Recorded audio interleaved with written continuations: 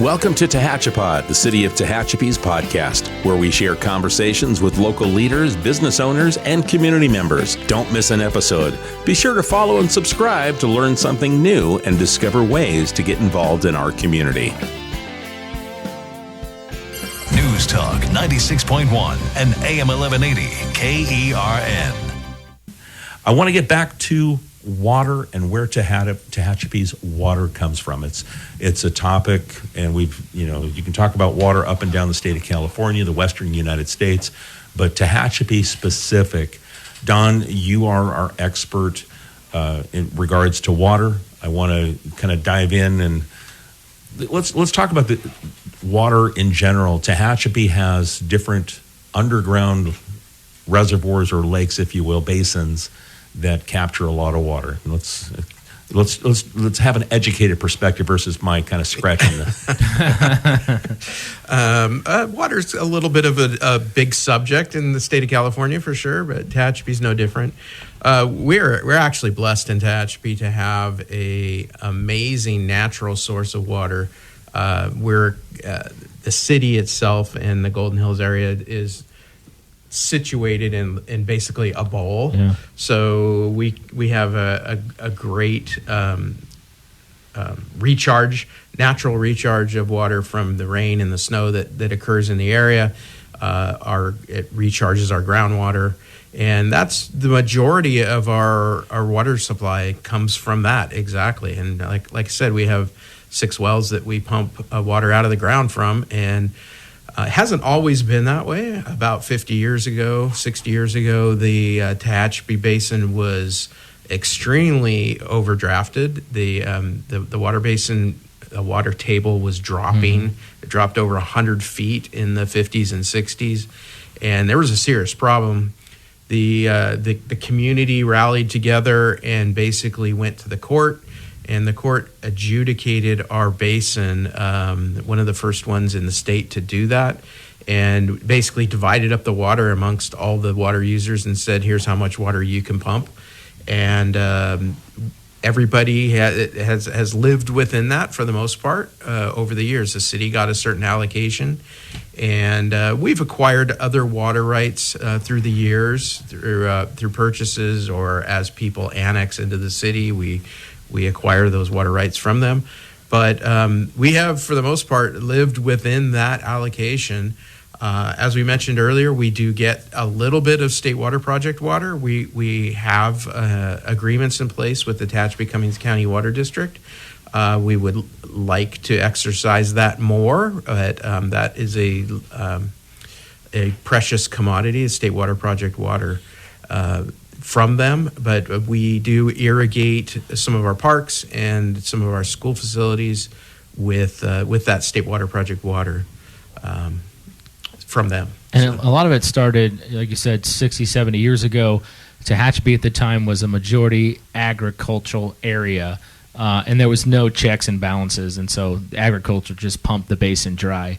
But then once the allocation of water rights pumpers was sent out, over the years, the families that used to farm, they don't farm anymore, and they passed away, and their children now, and the water rights are real property. It's like a separate, you own them. It's like a car. Each water right is a separate property. And so over the years, they said, well, I don't, my family hasn't farmed in decades, and I live in LA, and I don't know what these are, and so we've acquired a lot of those, as others have, because that's just kind of the nature of the business, as Tehachapi has shifted away from a agriculture-based economy, as any city frankly does. They've shifted away, and we're a very diverse economy with job sectors, and so then those other water rights have become available across the last few decades. Yeah, to be clear too, when we say acquire, we buy them. Yes, yeah. we pay the owners for them, and they are a real property. The water rights themselves, they're not attached to land. They are. We're a little bit unique in that regard, that the water rights are considered real property in itself, and so you can buy and sell and lease them just like you would a 10-acre parcel. Mm-hmm. It's actual real property that you can lease. Well, and Corey, you talk about the farmers, the mom and pop farmers. They're kind of of yesteryear. We still have a couple from here to one or Some we apple love them. farms, We love them all. two apple farms, Right, that kind of stuff. obviously. But in the formation documents of the water district, Tehachapi Cummings County Water District, they talk about the transition from farmers to people and housing and industrial and manufacturing. They predicted that would happen in the mid '80s or so. Yeah. It hasn't happened until most recently, actually. So it's in the formation documents talking about farming and people and those challenges and those transitions that are projected to take place. Yeah. And really the concept of modern agriculture is not the same as it was 50 years ago either.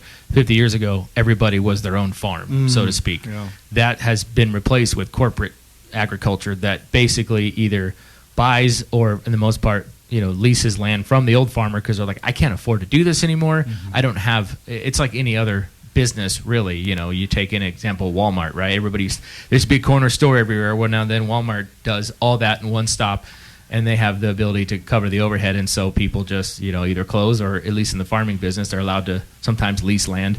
And this goes across the country. There's very few, individual farmers left anymore. Most of it is controlled by corporate interests that then end up leasing land from, people that were former growers personally. So even that business model has shifted as technology and just, the costs of doing so have changed over the years. Now, with the water that we have, it's the rights, and they're finite. There's not an infinite supply of water rights to purchase, so it kind of goes with property. But not all property has rights, and there's property out there that there's large parcels that don't have water rights. Yeah, actually, it's a really good point. Within the city, let's just talk about the city limits. There's undeveloped property within the city, and the way where we're at right now with the Tehachapi Cummings County Water District is that basically they're not allowing us to use any more of their state water project water, and so those properties that have not been developed rely on the native water rights that we own to develop them. And at this point, we are essentially very close to limiting out on those water rights. So we use almost all of our native water rights every year. We have some excess, but those people who own those properties are almost to the point where they're not going to be able to develop those properties because there is no water available to us from the Tehachapi Cummings County Water District. Right, and that rings true in the city and the county. I mean, there are hundreds, if not thousands, dare I say thousands of acres of commercial, industrial, residential, who knows what, that is going to become fallow, if you will. You can't farm it and you won't be able to build on it. And so those property owners need to take note of what's going on. Yeah, and it's a hard balance too, because on one end, we hear this, everybody likes the small town atmosphere of Tehachapi, which is great. We touched on it briefly. But people say, that's fine, just don't build any more houses. Well, unfortunately, the state of California is not allowing us to do that. We just can't say no. Sorry, no, we can't. The state won't allow us. Now, obviously, limitations on water would allow us to potentially say that to a point, and then it gets legal at that point. But there's also the growth that comes on the commercial side. That's one thing. Folks might say, I don't want any more homes, but how come I can't get In-N-Out? Well, if In-N-Out Burger came to us tomorrow and said, we're building on Highway 58, we'd have to say, no, I'm sorry, you can't, because of this. And they forget that piece. They all want the creature comforts of life. They want, we have Walmart. I'd like to have Target. Well, if Target wanted to build tomorrow, the answer would have to be no, because of the situation that we're in.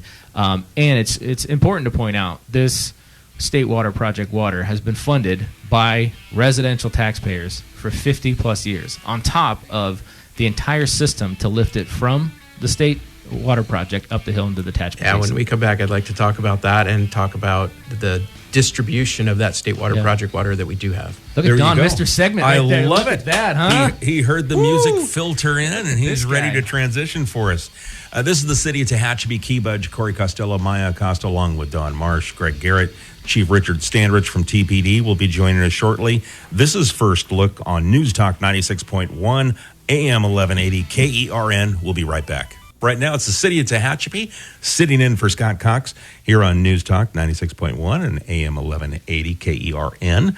Key Budge, Corey Costello, Maya Acosta, joined by our Public Works Director, Don Marsh, our City Manager, Greg Garrett. We are the city of Tehachapi. We were going to get into SWP, and we will. We talked during the break a little bit about the city of Tehachapi plays a huge role in support services for the community. Greg? It does. And so, as the only city in the Tehachapi region, we have, been blessed by Adventist Health, the hospital, right? So if you need medical care, you probably will go there, especially ER services. We have most of the schools. We have the high school, the junior high, elementary in town. We have all the retail, nearly. And so all those services and many other things, of course, fill in the blanks. But we own and or operate, speaking for the citizens, those services. And so everybody that lives in the city, in the region, up to and including California City, Boron, North Mojave. Edwards, Mojave, Arvin, Yeah. they come to the city of Tehachapi for all their services. So we are supporting a large block of citizens in the area. And that's important to know, because when we talk about resources like water and different things, we work with Southern California Edison with PSPS. It was really important that they got that correct, and not just shut off power to the Walmart or the gas stations when in fact those are big concrete buildings. They're not going to burn in the sea of parking lots. And people right? need services when the power's out. Yeah, and so I just want to make sure that everybody understands that we're not just a residential community. Yeah. Right. We're providing, and the police services. If you have some sort of a domestic dispute and have a child exchange, we're the only 24/7 police department in the entire area. So if you have an issue, you can come to our police department and take care of your needs 24/7, or call 911 and we answer the phone and we dispatch to our community, to our city first, and then community as need be. But we're very proud of all of the services that we provide, and they're important, essential services. Yeah, and as I said earlier, we have 10,000 or so in the incorporated city limits, 30,000 in the surrounding area, all of which, as you said, end up shopping, dining in the city. A lot of special events we pointed on. But then you bring up the other people, the other folks in the other cities outside Eastern Kern that don't have those services end up coming to Tehachapi as well. And then, Highway 58 is one of the busiest east-west corridors in the state. I mean, commercial loads per volume, it's number one. And so those trucks have to stop somewhere to refuel. Travelers, and we're a big stop-off between Fresno and Las Vegas because we're right in the middle. And a lot of travelers have to come through, and this is where they stop. They drop money off locally, and they go on their way. So, we're serving about 250,000 people in a trade area with the small city of 10,000. Right. And Key, you mentioned earlier about relationships with other agencies, whether it's public or private. We have a close relationship with Caltrans. And we, along with Councilmember Phil Smith's help, Jay Schlosser, he's now the Kern COG director, which is planning for the county, region, and beyond, State Senator Shannon Grove. But we're able to lobby Caltrans and receive $256 million for Caltrans to design and build that climbing lane that we've been talking about, one piece of three on 58. It's essential. None of that is in the city of Tehachapi, but it was essential for not just the city, but for the Kern County, for the region, for the state, for the country. And as a matter safety of fact, residents. Right? Yeah. All these warehouses that they're building down in the San Joaquin Valley and the Bakersfield area, Shafter, those are great, but those trucks have to leave somewhere, right? And most of them, they're either going to the port or they're going east. Yeah. And if they go east, they're going to climb the hill. And if you get behind a truck, how maddening is that, right? Yeah. So Caltrans has had this project on the list for 20 plus years, and we're able to push hard and get that funded.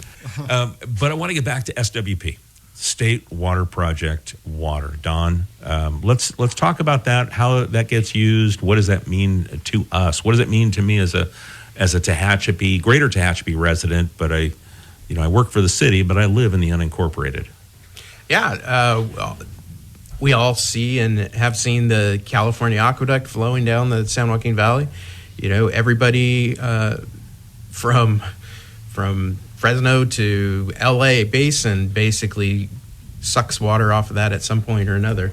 And the Tehachapi region has access to that state water project water, the California Aqueduct. We our agreement for that, or the contract for accessing that water for the city, is through the Tehachapi Cummings County Water District. They are our water retailer or wholesaler, water wholesaler for state water project water. They have facilities to take water off the aqueduct and pump it up the hill, and then they distribute that water to users.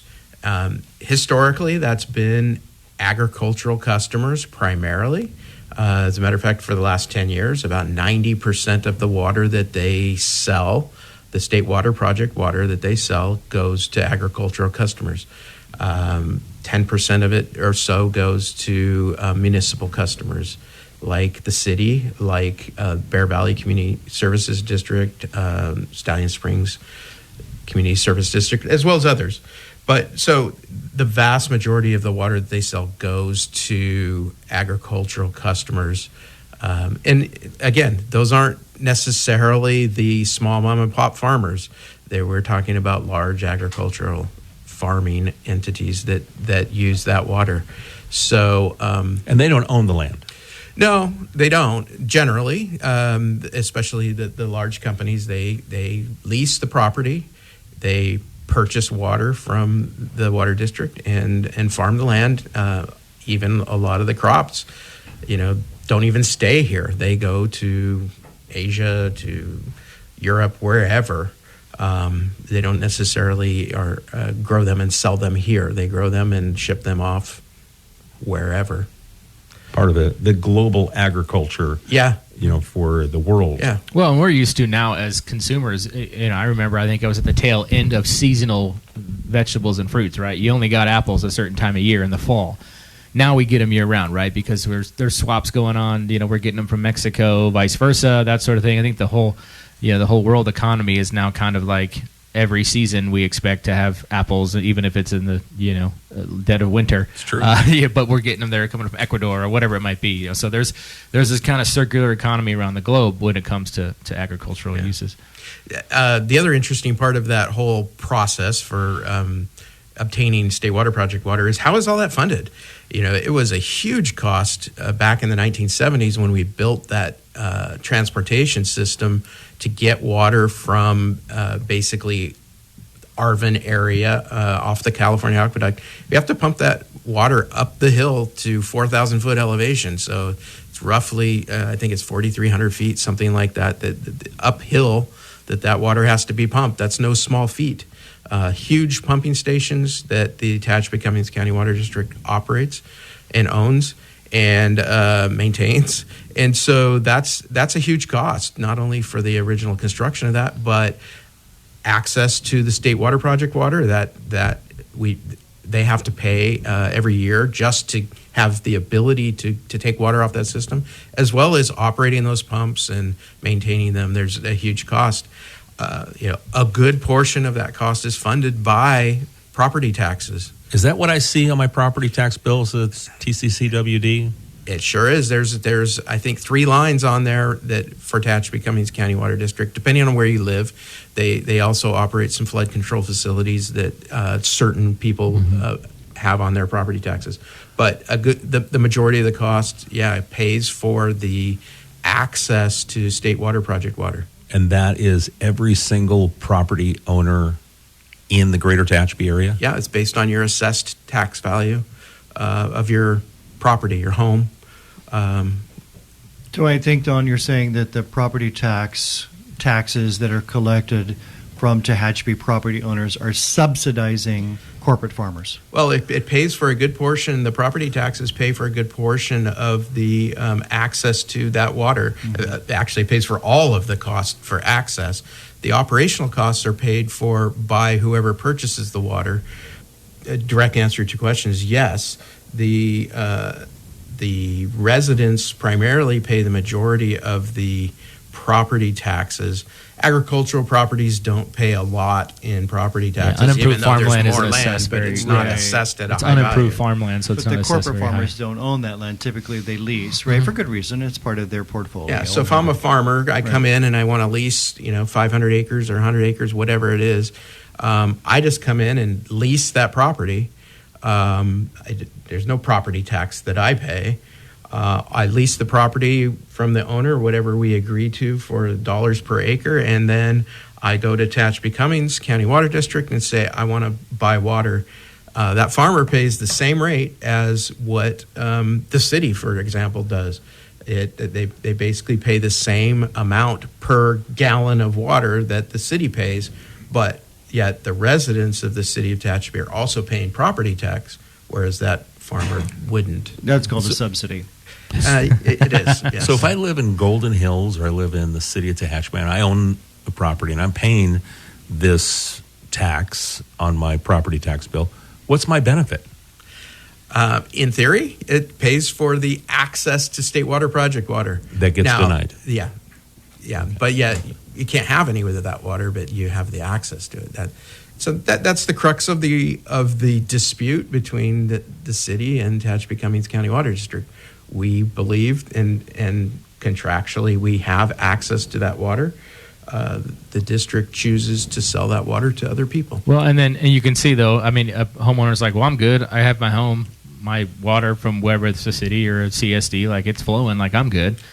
I don't need any of that. Well, to my point earlier, when the hospital wants to expand to help you get more services so you don't have to leave the mountain and come here to Bakersfield or somewhere else, the Antelope Valley, for those service, guess what? That's when you're going to need it. When you want more creature comforts. I want my In-N-Out when and you Chick-fil-A. want your double, man, like I'm telling you, like that's when it's going to hit, and there's that piece that I think people automatically assume growth is houses. Growth is more than that. But on top of that, it's commercial as well. But if you want those commercial things that you like, because we get a lot of residents that have moved in from other areas, Antelope Valley, maybe greater Los Angeles, Santa Clarita, they're used to those. They like that small, but they also like the creature comforts, right? And so they want that stuff, which is great. And we think a lot of that stuff would work, and some of it has.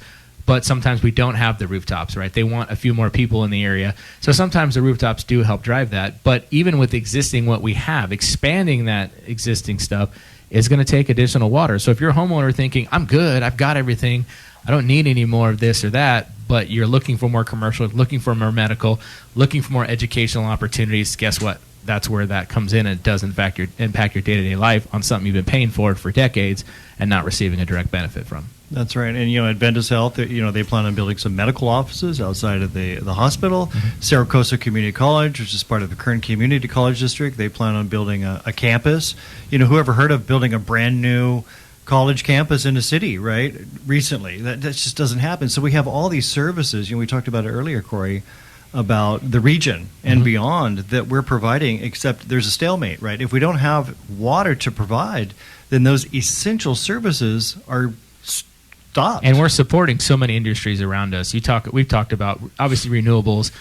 We've got mining, U.S. borax. Actually, the most people that work at the plant, more people live in Tehachapi that work at the plant in boron than any other place, than boron proper, which is the first time in history we've exceeded that. And then aerospace and defense. That's, Edwards Air Force Base and even Naval Air Weapons Station China Lake, there's more so supported by Ridgecrest. But Edwards Air Force Base, NASA, the technologies, whether it's military or even civilian technologies, it's being tested at Edwards Air Force Base. And when the Air Force says we need to ramp up this testing plan, but the Air Force says we're out of housing, but we really want to put our airmen in a place so they can raise their families. And then there's a support of defense and a support of freedom to the aspect of let's send them in, let's put them in Tehachapi, and we have to look at and go, well, Those sorry, are really U.S. Air Force. good, hardworking people. You talk about the military and the technologies that they're providing out at Edwards for the free world, quite frankly. Yeah. And I was an honorary commander at Edwards for several years and had several meetings with the commander out there, and he's begging, we need, condos, townhomes, entry level product, and it's impossible. Best thing I heard a base commander say was, I need an airman who's mission focused, and if they're overseas and they're worrying about their family who had to go move into Southeast Palmdale because that's all they could find, that airman is not mission focused. He's worried about I want them in Tehachapi. Well, on the support of freedom note, We're going to take a break. We're going to come back. These We'll talk breaks more are things. getting in my way, Keith. I'm sorry. Can we just roll it over? We have to make sure that our host, KERN, is able to take care of their business to allow us to do this. They don't want to subsidize this show, Greg. That's right. There you go. So with that, we're going to be back. We've got more. Chief Richard Standris has just walked in the studio. We're going to talk public safety. We may have a little bit more conversation on water and things all in Tehachapi, Greater Kern County, here on News Talk 96.1 AM 1180 KERN. News Talk 96.1 and AM 1180 KERN. This is the city of Tehachapi, sitting in for Scott Cox on KERN News Talk. I'm Key Budge, along with me, Corey Costello, Maya Costa. We've got Don Marsh, Greg Garrett, walking in the studio, Chief Richard Standridge from the Tehachapi Police Department. So, Rich, welcome. Good morning. Good morning. Thank you. Hey, before we get into public safety, I want to talk, Don, continue water. We got a short segment here, but I want to talk about water usage, what the ability that the city of Tehachapi has done to conserve water over the years, and then really the micro amount of water that we have been asking and kind of is in dispute. Yeah, it's remarkable. Actually, we've used less and less water over the last 10 years than we have previously. We had a peak of around 2013. And even though we've added services such as Walmart, the hospital is a big water user, a couple of different truck stops, those are large water users, believe it or not, car washes, those use more water.